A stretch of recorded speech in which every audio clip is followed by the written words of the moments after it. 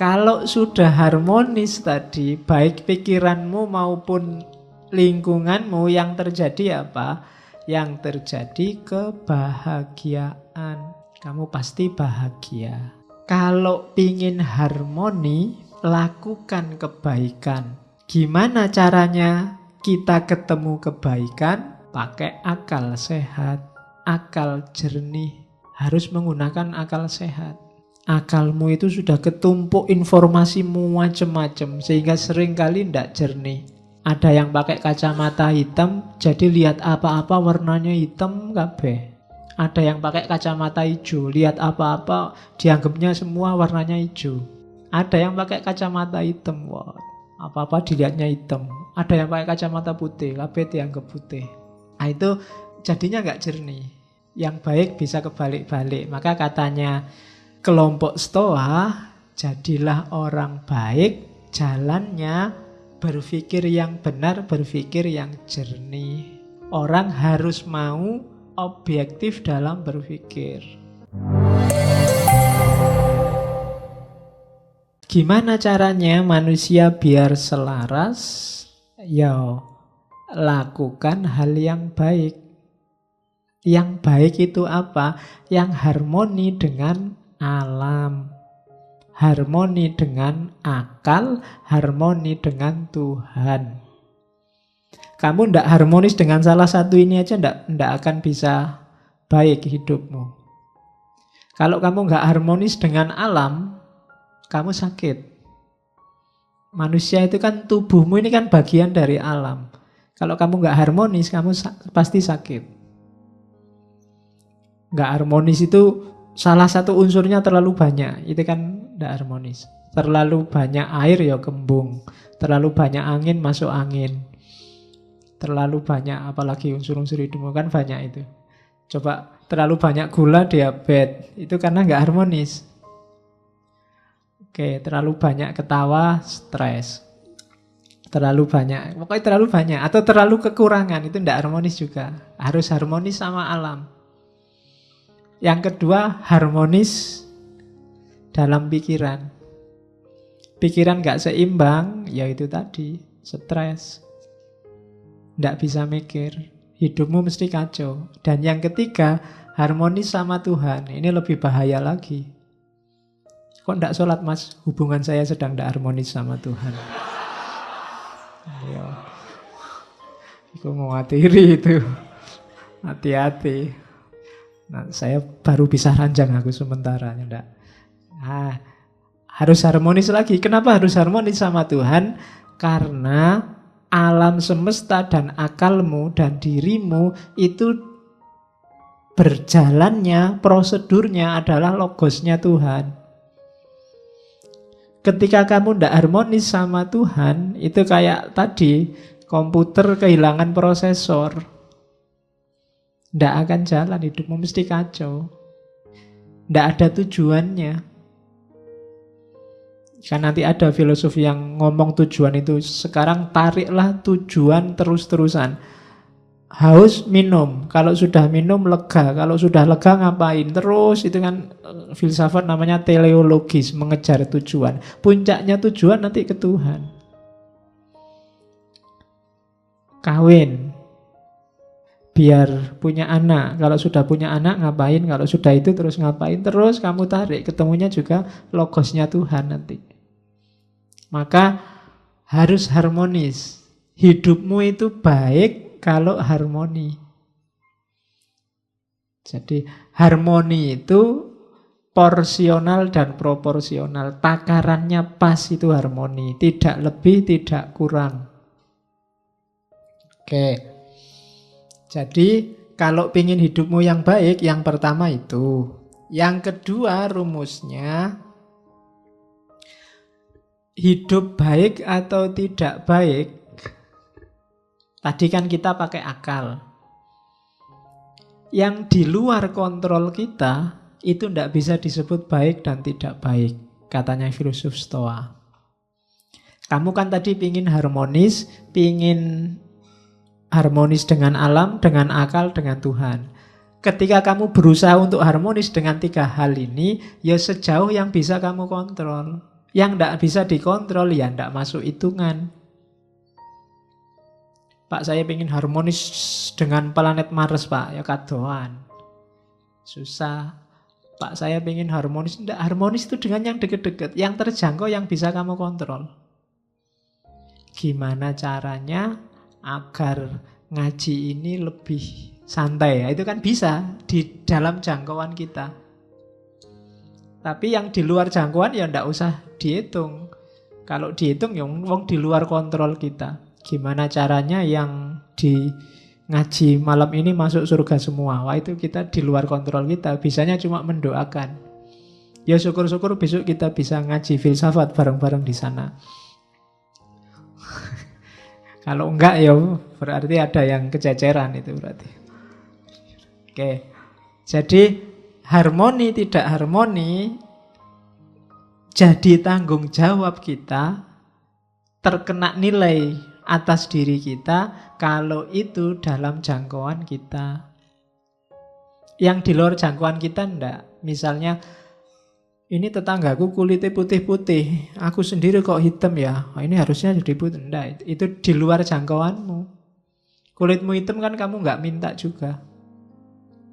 Kalau bahasanya Ghazali itu bedanya kholq sama khuluq. Kalau kholq itu paketan dari Allah. Kita ya sudah diterima aja, tapi kalau khuluq itu dari kita. Kholq itu kan rambutmu keriting apa enggak, kulitmu hitam apa enggak, bibirmu kayak gimana, itu kan Allah. Kamu enggak dosa, enggak apa-apa. Tapi kalau khuluq ini hubungannya sama dosa. Berada dalam kontrolmu. Makanya enggak usah galau kalau rambutku keriting ya Pak, kulitku kok hitam ya Pak. Nah, kamu enggak dosa, tenang aja, enggak usah galau. Iya. Jadi enggak usah terlalu stres gara-gara kholq. Karena itu di luar jangkauanmu. Tapi sekarang kan bisa diputihkan, Pak. Iya. Ya bisa aja. Apa susahnya sih mutihkan, kamu tinggal beli kapur sama. Ya bagi yang punya uang mungkin berada dalam jangkauannya, mutihkan. Tapi yang nggak punya kayak kita kan di luar jangkauan kita. Jadi nggak usah galau dengan sesuatu yang di luar jangkauanmu. Pak, saya itu ingin menyelamatkan Ahok ya Pak. Gimana caranya? Nggak usah. Di luar jangkauanmu itu nggak usah ndaki-ndaki, nggak nyampe. Wong kamu besok bisa makan apa enggak masih mikir mau menyelamatkan Ahok. Jauh. Jadi ndak, yang di luar kontrolmu ndak. Jadi baik atau buruk itu dalam yang bisa kamu kontrol. Jadi yang pertama tadi rumusnya baik itu yang harmonis. Yang kedua baik atau buruk itu yang bisa kamu kontrol. Terus yang ketiga tadi kan disuruh harmonis. Harmonis dengan alam, harmonis dengan akal, harmonis dengan Tuhan, itu jawabannya satu. Melakukan kebajikan. Kebajikan itu berarti apa?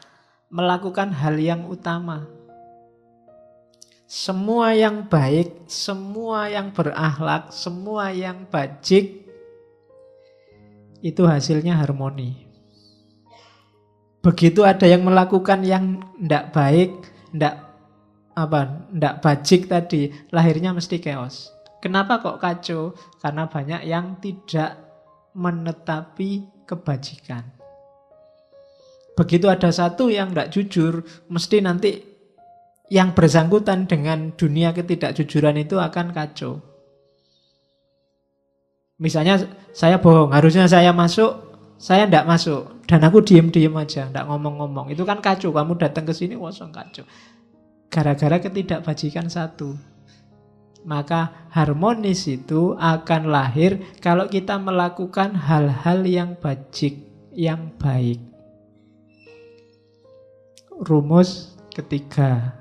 Jadi kalau ingin jadi orang baik, yang pertama targetnya kebaikan itu harmoni. Yang kedua, baik atau tidak itu hanya dalam hal-hal yang bisa kita kontrol saja. Yang enggak, ya enggak bisa baik, enggak bisa buruk. Yang ketiga, harmoni itu akan lahir melalui kebajikan.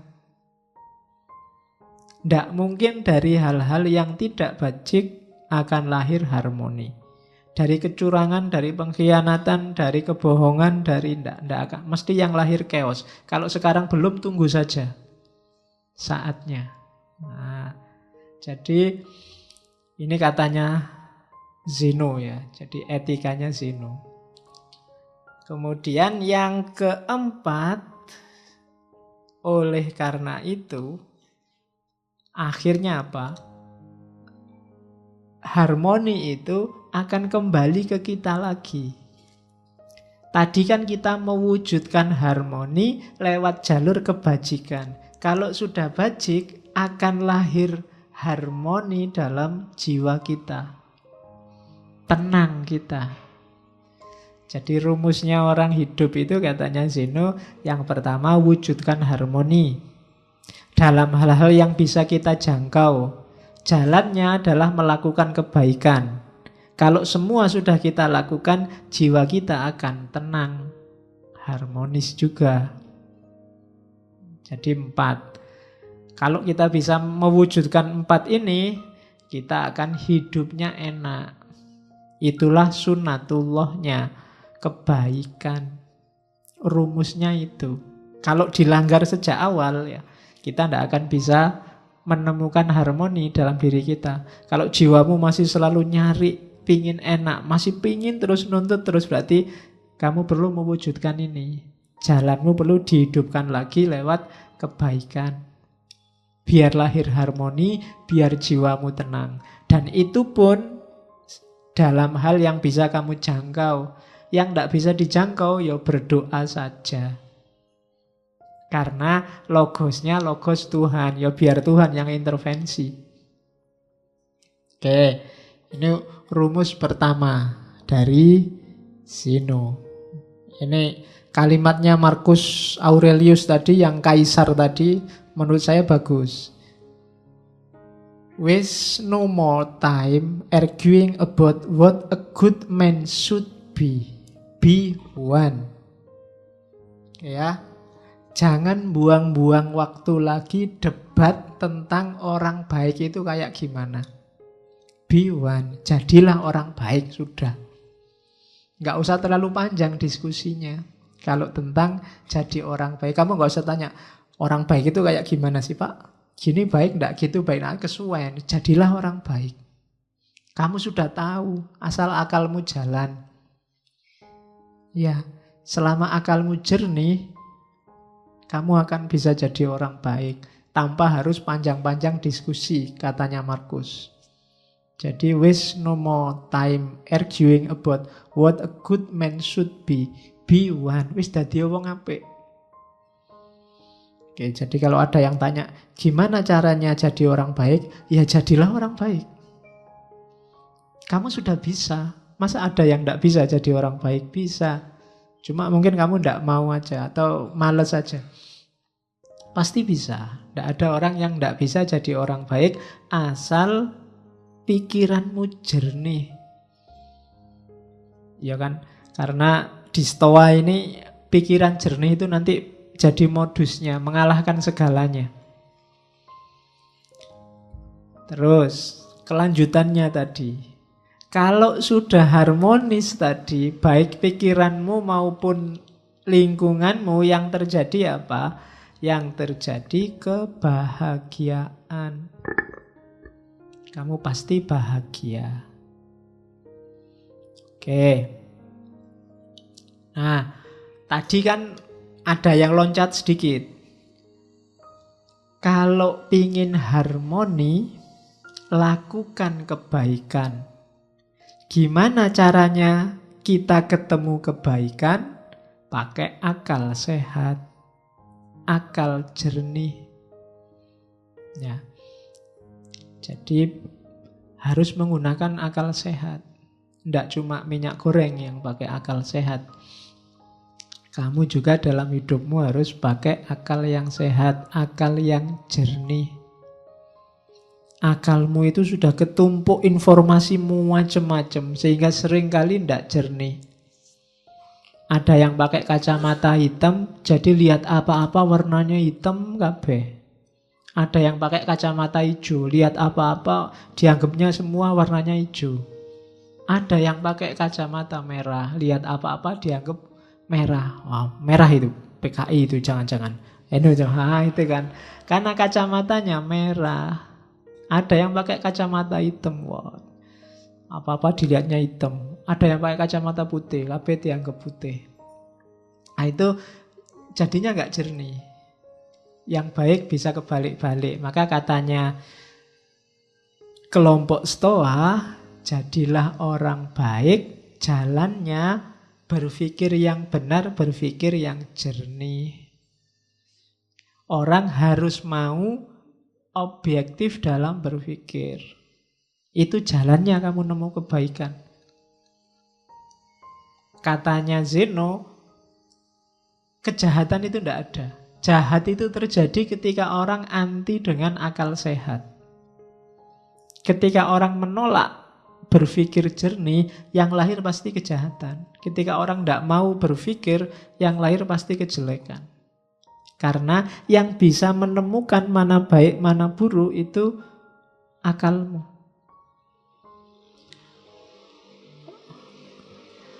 Kenapa kok bukan perasaan, bukan emosi? Kelompok Stoa dikenal agak kritis terhadap emosi, terhadap rasa. Karena emosi sering tidak objektif.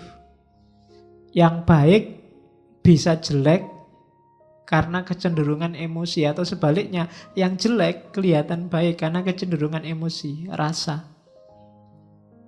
Sejelek apapun mungkin pacarmu, bagi kamu kan paling cantik. Itu rasa. Kalau temenmu objektif, enggak kok, dia enggak cantik, kamu kan marah. Ya enggak ya, dia sementara ini ya paling cantik, kecuali ada yang lain besok. Jadi rasa itu kan cenderung ke yang disukai dan anti dengan yang nggak disukai. Ini nggak jernih. Yang bisa jernih akal. Kalau kamu bilang kamulah satu-satunya yang tercantik di dunia misalnya, loh pas kamu ngomong gitu itu, tenane coba objektif. Ya enggak sih, akal itu. Kalau akal disuruh ya enggak, di TV-TV yang lebih cantik ya banyak, ya kan. Kalau akalmu mau jernih ya ora. Cuma kan, ya itu kan untuk PDKT.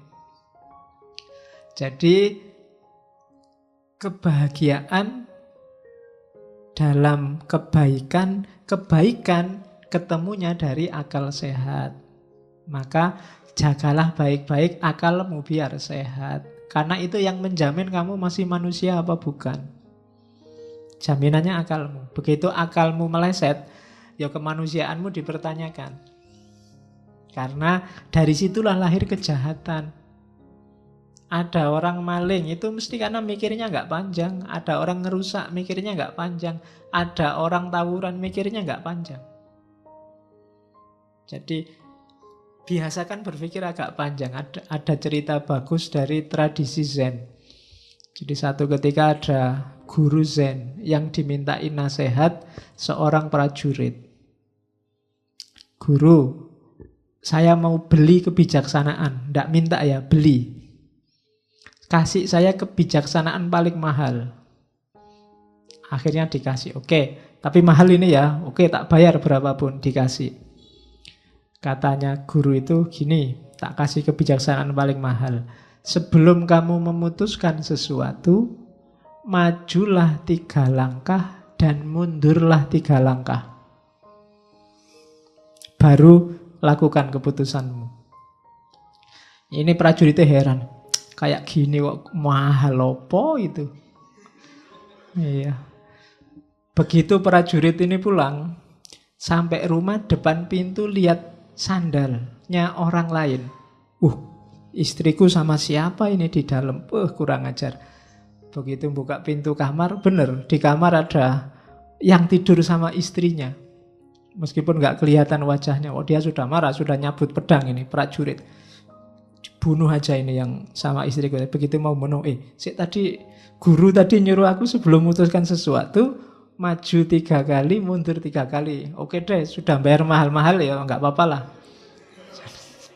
Jadi dia maju 3 langkah, terus mundur 3 langkah karena ada jeda ini. Terus istrinya bangun, yang sama istrinya juga bangun. Lu ngapain kamu kok jalan maju? Ternyata yang sama istrinya ya saudaranya istrinya. Baru dia, selamat aku tadi maju 3 langkah, mundur 3 langkah. Coba kok langsung brus gitu, wassalam. Ya, ya nasihatnya maksudnya, ya mikir dulu lah, jangan kesusu. Apa-apa itu dipikir, pakai akal sehat. Nanti ketahuan jawabannya, jangan gerusa-gerusu diputuskan. Jadi, boleh kamu, ini nasihat mahal, buat kamu gratis, enggak apa-apa. Jadi kalau mau apa-apa, maju 3 langkah, mundur 3 langkah. Jangan langsung diputuskan. Mau nembak juga gitu. Kalau meskipun sudah di depannya, sebentar, maju 3 langkah, mundur 3 langkah. Ya, lu siapa ngerti pas kamu maju mundur terus pacarnya datang, wah nggak jadi. Untung tadi urung nembak. Kalau sudah nembak malu kan dirimu. Oke, jadi pakailah akal sehat. Katanya Zeno ada 4 biasanya, 4 hal yang merusak. Kenapa dia tidak terlalu suka dengan emosi. Yang pertama apa? Hasrat, keinginan. Keinginan ini biasanya orang itu kalau sudah ingin sesuatu, kejernihan pikirannya agak keruh. Dipertanyakan, kalau sudah karep itu biasanya sudah tidak jernih lagi. Ketakutan juga begitu. Kalau masih ada yang bikin kamu takut, itu biasanya nggak jernih pikiranmu. Yang kamu pikir gimana caranya selamat gitu dok. Kadang mengorbankan banyak hal. Kesenangan, kalau sudah seneng, main game bisa 3 hari 3 malam. Ada kan yang begitu, sampai tewas main game, itu kesenangan. Kan kemarin saya baca ada yang sampai tewas main game di warnet sampai 3 hari 3 malam dan meninggal di warnet. Itu kan kesenangan yang merusak. Kadung seneng sama WA, kadung seneng sama Facebook, pokoknya ndak pernah lepas dari tangan. HP dicas aja dipegangi terus ngalang-alai sedang ngapain itu ya. Jadi HP sekarang jadi yang mengendalikanmu. Kayak binatang yang dikasih apa? Ditali itu, yang nali itu ya HP-mu itu. Kamu selalu ke situ. Oke, jadi kesenangan. Hati-hati dengan kesenangan. Kesenanganmu apa? Itu kadang-kadang bikin pertimbanganmu nggak jernih. Wis kadung seneng. Nanti boleh kamu tulis di kamarmu besar-besar, hati-hati dengan keinginan, ketakutan, kesenangan, dan rasa sakit. Kalau rasa sakit ini biasanya dihindari. Rasa sakit, rasa nggak enak itu biasanya orang cenderung lari. Itu juga bikin pikiran nggak jernih. Dosen mau ngasih tugas, mau dikasih tugas nggak? Nggak usah pak, karena kamu membayangkan susahnya bikin tugas. Kamu nggak mikir loh, kalau bolak-balik bikin tugas lama-lama kamu terbiasa loh. Punya pengalaman nulis itu luar biasa. Tapi kamu lebih suka menghindar karena membayangkan susahnya bikin tugas. Mau wajib bikin tesis atau tesis bisa diganti bayar saja. Bayar saja pak, mungkin gitu seandainya ditawari. Kenapa? Kamu membayangkan sakitnya bikin tesis. Tidak melihat manfaatnya, kamu hanya menghindari susahnya. Nah itu rasa sakit. Orang biasanya nggak jernih mikirnya. Keinginan, ketakutan, kesenangan, rasa sakit, kamu waspadai. Karena sering bikin pikiranmu nggak jernih. Oke. Jadi gantilah 4 itu dengan berpikir jernih. Keinginanmu itu masuk akal enggak? Ketakutanmu itu masuk akal enggak? Kesenanganmu itu porsinya berapa persen harus dituruti, berapa persen harus dijauhi. Rasa sakit juga begitu. Dari situ kamu akan bisa menjalankan milih yang baik. Kalau sudah, kamu akan bahagia karena hidupmu harmonis, lahir dan batin. Itu rumusnya Stoa. Nah, ini teori self-preservation. Apa ndak boleh, Pak? Kita punya hobi, punya kesenangan, ingin kaya, ingin kepuasan tertentu, boleh. Cuma hati-hati melampiaskannya. Self-preservation itu melestarikan dirinya sendiri.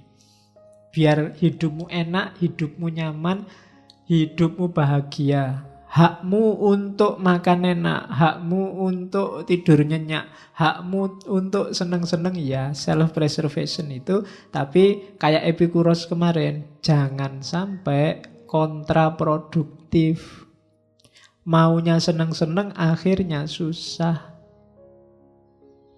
Kayak yang minum oplosan itu kan, maunya seneng-seneng, tapi akhirnya wallahu a'lam bishawab, innalillahi.